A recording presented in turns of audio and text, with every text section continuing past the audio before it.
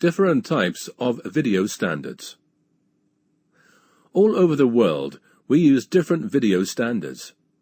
In this lesson, we are going to discuss about these various types of video standards, which are widely used to broadcast.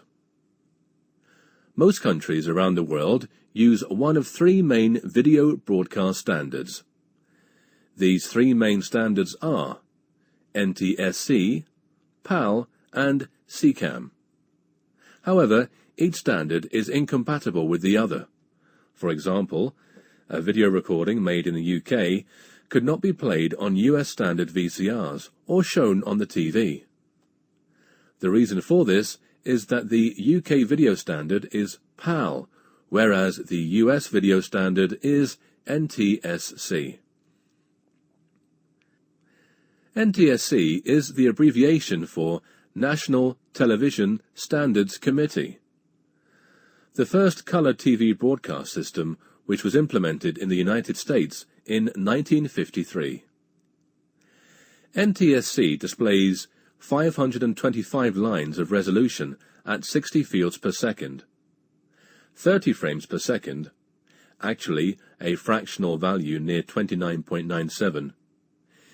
This is used in the American continent as well as many Asian countries, including Japan. PAL is the abbreviation for Phase Alternation Line. It was introduced in the early 1960s and implemented in most European countries except France. The PAL standard utilizes a wider channel bandwidth than NTSC, which allows for better picture quality.